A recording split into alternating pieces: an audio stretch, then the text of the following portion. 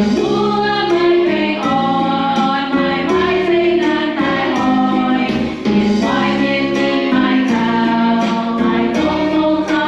Ghiền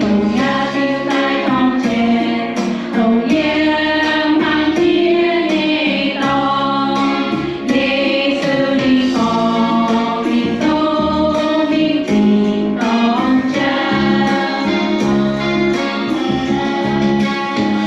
lỡ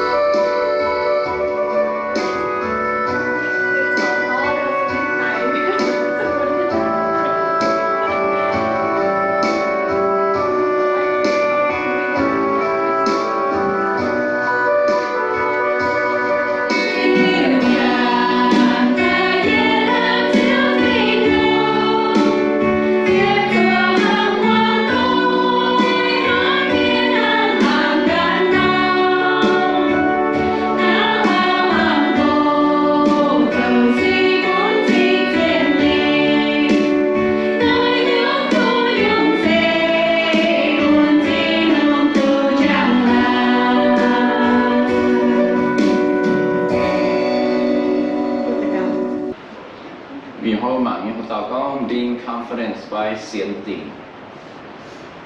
The book of Philippians chapter 1 verse 6. Philippians 1:8.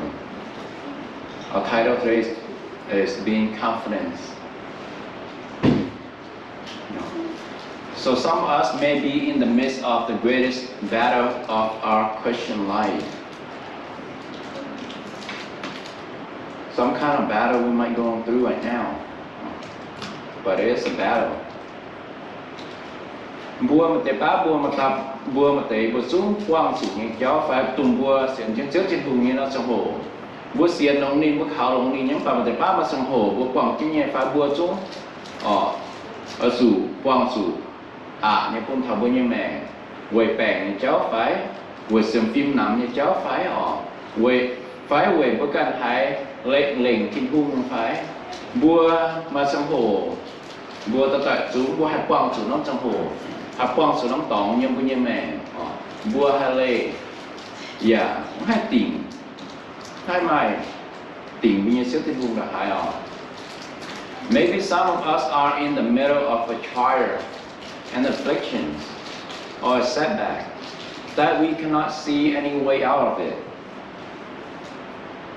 Một cái bá bùa phải hang ngọc bùa tất quang sụp mai bèn tao hỏi có phải kim bỏ có phải mai xây nàn tao chấm tao phải mai hai bùa số như là số miên phải hay như là chẳng bèn chứ bùa gì bùn bùa mảng nghe bùa như xì bùaปัญหา bùa quang sụp như cháu đấy nó hay mà cháu sửa nó nó làm cái chuyện nằm bông nó làm cái chuyện nằm trong hổ tung số bùa như mèn hay nằm hay mất lắm khảo hay nhà nó sẽ hổ này mà nhà chẳng may nhưng mà thiện cái gì hãy nằm có so regardless of how we may feel or what we may see, the truth is our greatest days are ahead. You are a miracle. You are a miracle. You are created by God, regardless of how you may feel or how you may see the circumstances. Your greatest day is still ahead of you. It's in front of you. Một con bùa nó hại nó phải bùa như quang sớm như bùa như mẹ. Một con nó em bà bùa lỗ chia như họ chèn tôi bùa nhỏ bùa hay nhiều như hỏi bùa phẩm khám hỏi sử dụng cho bùa đảng nhé, sử dụng cho bùa sự kiện nhé, bùa miếng cái thảo hả? Với sự xéo chụp bùa như sấy bùa tài. Bên này nhà bún bùa hay chút ship để nhà chút ship nhìn nhà hắm nhà bún. So you hope we can show up in bùa hôm nay. In our scripture today in the book of Philippians chapter 1 verse 6 tells us that being confident of this very thing, that he who began a good work in you will complete it until the day of Jesus Christ. Yêu xiên tình thiên hương yêu mày bùa như hiếu chia con sầu khú cùng giờ hỏi sầu chén mình thảo khi tụi Giêsu an tai như hỏi sầu chẳng gì hả vậy yểm kỳ sâu hỏi gì hỏi bùa mặn nghe cứ yểm kỳ sâu bùa hỏi bùa xiên tình thiên hương. God didn't step down from heaven to forsake you. He didn't come down from heaven to carry the cross to forsake you. No matter what you're facing, God didn't come down to forsake you. Xéo trình hùng bây giờ tiệt chế sủ, ni mất sẽ làm gì trên tông tai, bịa phạm kênh, cho xây phạm kênh. Bởi như xéo trình hùng, ni mất sẽ diệt trên tông tai, đáp rằng trả điều nín hay quảng mày phải nếm thêm mà phải nếm quật mà như muôn phám quật như xây nàn phải nếm quật mà như bè phám quật như giàu phải nếm lại cô mày nếm quảng mày rồi có như quảng mày mếm sòng khăn con như mếm chén con nín nếm gì thì to mà nếm lại thì to mà nếm lại đam ra là trả. So trial, setback, and affliction does not control your destiny. You belong to God.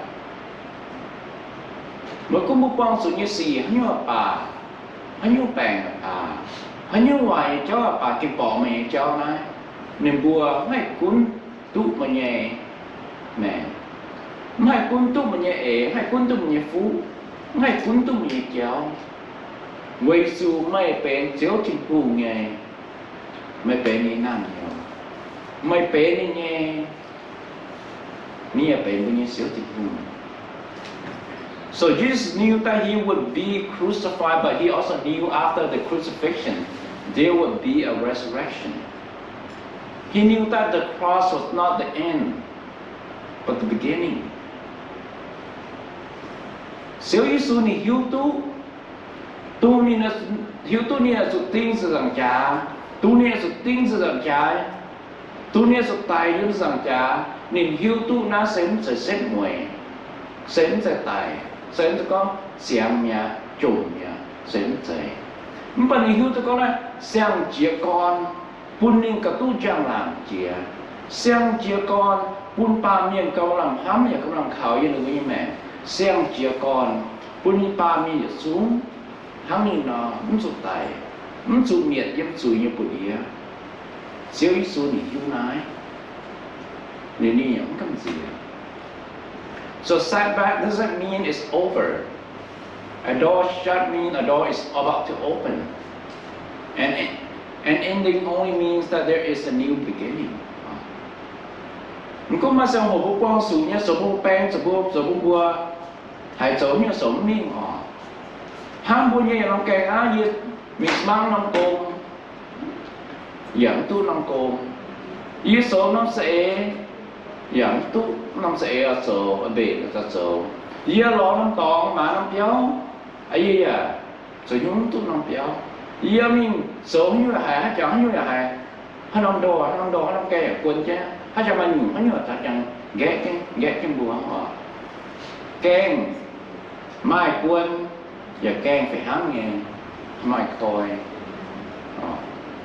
nên quên như nghe sẽ nghe bùa vậy mà coi thì con bùa ya hay yang xuân nó kèn nghe bùa số đảng nghe cái đảng nghe mà chùm nghe dạ mà chỉ con tu cháu chùm nghe mà chỉ con bùa như mẹ mà dùng bá bùa như sao hổ mà dùng bá bùa hải bùa như mẹ con xuống nó hải chẳng kèn quân rồi cái này là cái rồi bùa cháu chùm mà giống như giống mình giống như là giống xuân này bùa mà sao hổ bùa hải mà thằng nó tòng nghe giờ hắn thằng bùa tao miền bùa quảng lại nghe rồi thần giao con thật bị hiếu nhé, mà bố xiên bị hiếu tôi nhé, nhớ nhiều mà chùm, mà nhiều vậy mà gọi, mà nhiều mà cho con, mà nhiều mà xét người nhé, nhớ nhiều ta bún búa thà búa bún tụi nằm nhau bún tụi đôi hiếu mà, xiên tiền ở being confident in your Lord Jesus Christ, be confident in His covenant with you, His blessing with you. There will be a beginning in your life. The door will be open. It cannot shut. Job experienced great loss, but in the end, the Lord blesses him with twice as much as he had before. We all know who Job is. He lost everything: his wife, his children, his servant, all the animal, friend. But he did not lose God, and God blessed him twice because of his faith, because of his confidence in his Lord Jesus Christ. Hãy dốc phải hãng nhỏ, nếu sự đó dành nhiều, nếu sự đứt dành nhiều, nếu sự ní mà như xin soi, mà như áo, mà như chuối, mà như một tỏi, sành khú như nhiều, bất soi con mà mình hồ con nhìn đó dành nhiều, bao nhiêu những đó nhẹ xíu tình vùng, với dù ní xem phim ní tiền ní xíu tình vùng, ní xiên tiền ní xíu tình vùng, lý ní xíu tình vùng với giảm tiền chế sự xây phú xây bên những cọp lồng chìa nhé, tôi nên mai tôi nhé, cọp chấm chìa, tôi nên mai nhé. God brought Joseph out of the pit. When his brothers saw him, they threw him down the pit to let him die. But God brought him out of it. Israel brought Israel out of Egypt. They were slaves in Egypt, but God brought them out. God brought Daniel out of the lion's den. and the 3 Hebrew children out of the furnace of fire. Because their faith in God. God never forsaken them. God always is with them. Chiếu Thiên Hùng nhìn tôi tỏ Joseph suốt tụ nông khuất. Tự nhiên có nghĩa có vừa tại chúng mấy chiếc do mình quay chủ nghĩa tia hăng nhìn nên sao toàn lại nếu có toàn quan nghĩa nông khuất mà cũng giúp quân hiện tại họ quân hiện tại quân hiện mẹ chỉ và xíu sự nhiều đêm là xuất tài to nên mình cuốn dền ý ếp nhìn giờ phải hăng nghe một xíu thì hùng nhà to Israel nhận xuất ý ếp để buông quá xíu thì hùng nhắm quàng nó bấm lên nó bùa người nó chia ra phải bé lên heo nó xíu nó sổ nổ khố ở sự quân ý ếp hùng nhận số hỏi nó to nó sổ nổ không phải nó xem phim nấu tỉnh xíu thì hùng quàng bùa to nó chơi ý ếp cùng tài Daniel phải hăng nghe nhìn tôi quấn chứ một con Lions Den này nó có đâm bao nghe đâm bao lồng cũng như bảo có đâm bao lồng nó có lấy cô phải hăng tại nên số tiền này cũng như mình đâm bao như lồng bà xíu thì không dồn xuất tài giờ phải hăng tại cua ta chén nó có xíu tình hùng ta hùng giong nó có tài vô nó quay chuột nó xíu tình hùng nên giong tại cua ta chén tiền non tòng mình phải nó ổn mình phải nên búa thao tài để chén nè giờ các những búa nó nên hiện trông điáng họ giờ tê chót điáng phải giờ tê điáng họ búa miệng trong tài những bà nên giong chỉ này có nên là chót xịt có chăm nhỉ búa chăm để chén tài là chúng bật chúng họ bắn để chén nó xén nó khảo chết thì nó có nó chết thì hùng thôi chỉ hết kia nó bấm bài tao nướng bài như miếng nó bài nó chết thì hùng của tao hả nướng triple con tao không cho nó tiền búa nó phải búa nướng tài tố tài rèn diệt ta phiêu rèn nó búa khói tài nó nhặt chót suốt miếng có hòn gì nó God will bring you out of the trial, the affliction, the setback that you are experiencing, just like Joseph, Daniel, the Israelite. If you faith, if you are confident in this covenant with you, xíu chỉ muốn là phải hăng nghe nên hay dỗ mà hay to mà số ta hăng Joseph nó hăng Daniel nó hăng Tây Yếp miền và Israel miền nên hay to hay dỗ mà số ta cũng có nhiều bà bèn phải xây nàn phải giàu phải đó hiếu phải nằm hiếu phải ở trong chân đồng cô phải đó cô người chó phải sinh nhà người chó phải xíu chỉ hùng vì nó to mà suốt ná rằng như mẹ. So no storm is made to last forever, neither is your trial and your affliction and your setback. They will not last. Mà cô đến như bà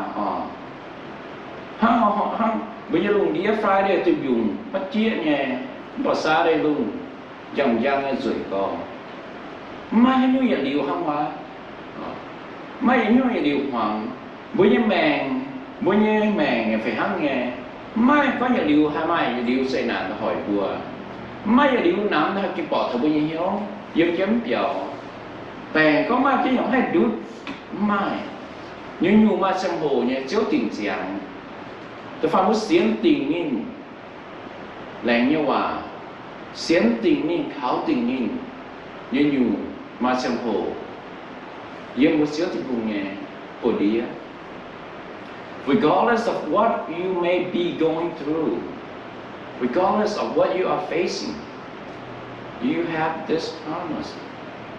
Mà cũng một quan số như xì phải, mà cũng một mai số như xây nàn phải, mà cũng một mai số như bèn phải, mà mai như giàu thật của như mẹ, mà giàu thật của như hiếu. Bố mai anh tệ lạnh như hòa, chứ không lạnh như hòa cũng bùa. In the book of Romans chapter 8, verse 2, it tells us, we know that all things work together for good for those who love God, to those who are called according to His purpose. You have that promise from your God. bùa xéo thiên hùng là bùa của con bùa tu hay tu nhẹ bùa hiếu tu thiên hùng buôn hám nín tổ ê nín nhẹ sẽ tai hiểu tai có thể yếm mà sĩ tu lộn nó sẽ tiêu thiên hùng này lại con bùa nhẹ tung bút xiên nó có thể bùa hoàng này có thể bùa tu lộn nhưng nhung xuất tai con bùa nhẹ con bùa hay tu lộn. So there is not a storm powerful enough, or there is no chain strong enough. Nothing can hold you back from the love of God. No storm can hold you back from the love of God. No chain can separate you. No door can close your love, separate you from the love of God. Mà cứ nói như bà mà như anh ghét tôi mày, phải mà cha anh ghét tôi mày. Mà như anh tìm hay hết hải đồ tôi mày phải, xây là hải đồ tôi mày phải, rồi tôi mày, ngay tôi zip và chiếu trên nhà hắn, dùm nhà mẹ mà như hào cầu hết chiều chiếu trên nhà hắn vật làm này, mà như cầu ngàn, cứ tìm hai ngàn hai hết nhỉ, mà như tìm cầu hải đồ tôi mày chiến, tôi mày mình thao mà chiếu trên nhà sự kiện zip gì phụ. When you were born again, you were born into the image of God. When trial, affliction, and setback sees you, He sees a child of the Most High God. Tung bữa tôi ship, tôi muốn tôi xiên rất thiên hùng. Bữa con bữa sang tu dũng chia bữa tôi phải sang miền. Xây bữa tu, anh tu chiếu thiên hùng nghe cả phải họ yên phải gáp trong bùa. Bùa xuất xe ta bữa bê đi nghe bữa chậu bữa chụp bữa như phần phiền bữa như ế hắn bữa xíu thiên hùng. Bữa sau như lấy hắn nhìn ni phú như bữa như mẹ ni em như bữa như mẹ. Xây nàn quạt mây dao quạt mây bèn quạt mây côn quạt mây. Nếu bữa quạt xíu thiên hùng sẽ hiền. Nếu quạt xíu thiên hùng quay su mất số chiếu thì vùng nghe làm nhiều cô hàng tụi tao sẽ thì vùng mất số đi làm nhiều như nhúa sẽ cầm dìa tụi nhóm xuôi mày quay su nó quạt mà chiếu thì vùng. So everything you are going through, the battle, the affliction, the test, the setback, the trial, and the hindrance is the enemy trying to keep you from your destiny. Tu nhiều nhiều cũng có đến nhưng mà bảo một quang số nhẹ một quang cái nhẹ số bông bùa bèn bùa mà chơi nạn sắm mà giàu sắm lo nhận lo không như cháu xây đi một số bông bùa bèn bùa nhẹ bình hoàng ha tu họ bèn cái bùa ghét cái mà bông bùa hai miếng có thảo bùa nhẹ phú như làm hai miếng có thảo bùa chiếu thì hùng như sự hiện ship bùa nhẹ phú không thấy như nhiều hoài như xì ở trong bông bùa. So Satan wants you to lose focus. He wants you to become discouraged and give up on reaching your destiny. Satan phải hăng nghe, ta xiên phải hăng nghe. Nên ỏi bùi nhi hốt nằm, ỏi bùi bùa tôi bùi xíu thì cùng. Ỏi bùi là khu bùi xíu thì hùng nghe em cũng thảo bùi nhi phú đã hay lộn, bùi mai năm lắm nhưng với trên tòng về sẽ bùi như mà. Ở trong vùng đất hiểu quân bùa mình thao nó làm như phú quân nó làm như phú khói kèn gọi tài tối quân bùa như mẹ. So don't get shy of the prize. Họ nó bùa mất tung bụng đó nhờ mất tung nặng hiểu quân bùa bền chẳng bùa ship như phú ship như chân nhẹ như bùi mẹ này bùa mất tung bụng đó này bùa hết sao nhà sum mặn thế này bùa cái này nhìn ha. So quick look at what you are going through and begin to look at what you are going to. So hang bua sự tin. Mà tu hết sao nhỉ? Cùng hăm trên hăm trên bèn không phải, hăm trên dầu không phải, hăm trên dây nàn không phải, hăm trên cung không phải hăm trên sinh nhàn không. Ai chùm hỉ mất sinh nhàn phải, ai hạ đồng cung hỉ mất cung cho hành dầu không không bảo bùa sự thiếu tài, bùa sự máu bao nhiêu nhớ, bùa sự máu bao nhiêu sự phim, bùa sự to bao nhiêu sinh bằng tình giới Giêsu, mang cả bao nhiêu destiny, bùa trên vùng biển là con bùa, ở sự mình phải yếm không tỏ bùa sự ship nhẹ như vậy, bùa mang này, bùa khảo này, buông tu mầm tu thỉnh tu bùa nhẹ khẩu tu bùa bất long khẩu nhẹ bố cũng hám nè cũng cho cũng bất long khẩu So don't think on what you are experiencing, but think about what you are expecting. Anh nói bố mà tu hám thảo bố quang sự như gì, mà bố sự hám thảo, ở sự mầm thảo bố hãy tu xíp nhẹ, hãy tu nhẹ, lông hãy phụ yêu mẹ. So the devil tried to make you give up. Your friend told you that your dream would never come true. Sometimes we want to start something, we want to buy something. The people surrounding us say encouraging, discouraging thing to you. You will not make it. You are not smart enough. You don't have the Q to be successful in your business, in your life. But that's not true. You know that's not true. Satan quyên quán hoài đó. Mà thầy phát trong hồ bữa bể nhé bữa số cô phải bữa lỗi nhận là không biết cho phải bữa bể cho sẽ phải họ bữa như một tỏi bữa như dẻo tỏi phải bữa thầy miệng sẽ con thá mà này hai chỗ là chỗ miệng mà chỗ miệng cũng cào phải họ mà sẽ cũng cào phải mà chỗ miệng là chỗ chỗ một đón hiếu một bên nằm hiếu như bữa mẹ mà bữa xiên bữa hiếu bữa tiền bữa chủ bữa bà xíu chụp hùng bữa hai chỗ tôi mình ta pha bún tung đón hiếu hắn bữa làm chứ bữa xào mình take it one step at a time. Sometimes you feel tired, take a step back. That's only one step, not two steps back. Don't never take two steps back. Only one step. Mà cũng một bao sự khâu sang hồ mà sang hồ bùa thao bùa sập biển nhớ đàn bùa hay xuất ruột tai để nó sập biển bùa anh xa mà như sang hồ pha bún tung thao bùa sập biển ruột y nó sập biển bùa anh ruột cả gang cô mình. People thought you are crazy and your enemy laugh at you for staying faithful. Isn't that true sometimes in our faith? Vậy không ta bua cho ta hãy túc quang xiên nghe. Mà xong hồ lại bua bắt chạm chứ xung bút xiên chứ xung bút xiên phim muốn nhầm nhìn. Bua xấu như cháu, bua khảo như mà sẵn tiền chết thì hùng. Miền xuống mình bẻ, miền có hàng đào này. Từ này nhớ hồn đó. Không bảo bùa hiếu tu bùa hồn. Bùa chủ bị hiếu tu bùa nhà phú. Cạo lộn chìa. Bùa ship nhé cạo lộn chìa. Bùa sẵn xấu quấn, xiên quấn. Bùa sẵn tiền chết hùng. So at times you feel like giving up, but you didn't. Against all, you stood and believed for a miracle in your life. You believed that miracle. You wait patiently to receive that miracle in your life. You want it so bad. Mà sang hồ bố hành mau, thảo bố nhiên nhớ, mau thảo bố nhiên nè. Bùa con bố tôi sẽ biến là yếu quảng là yếu dấu là yếu lộn là khấu này. Giống như các chú là giấy là những con nó giấy là yếu thật mắt thông minh. Chính nha những mắt cao. Cái mắt sẽ bùa xuống hai mà trong hồ bố quang xuống tại cháu như bà. Yếm con, yếm xếp nguội, bướm quảng, bướm nằm. Bữa số quấn như bữa xíu thì quay dù có những hiếu bền xiang con Ye hai tu zip bảo không hẳn như xỉ nhé mẹ. Ye hai tu zip nhé, nông phu thì không bền sáng bia này.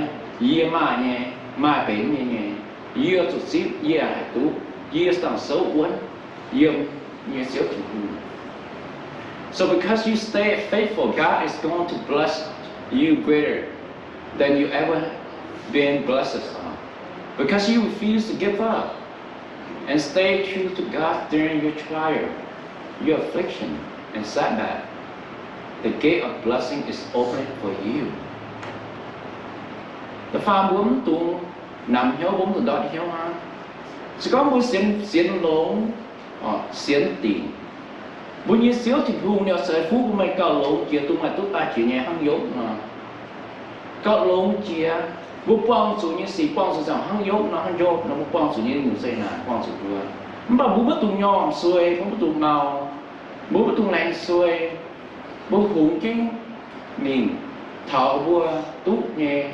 Bố xíu thì hù như sự khói, bố thật tàu bố mà bố nhẹ làm Yêu thiên tòng Bua tao tao mai bua nhé phú Có miền mà có miền như phú Có miền mà có miền như làm Mà nhé làm giống hát tu Mình xíp mà nhé phú Nhé làm mà hát tu xíp nhé phú Bua tao tao mai bua nhé Bua mà tung nằm hiếu Bua mà tung đói hiếu Bua xiêm tình being confident in the covenant that our Lord Jesus Christ gave to us You will receive that blessing The gate will open You have your own storehouse of blessing I have my own. I cannot receive your blessing, your storehouse. You cannot receive mine. But if you stay faithful and being confident in your God, Lord Jesus Christ, you will receive your blessing that belong to you. With some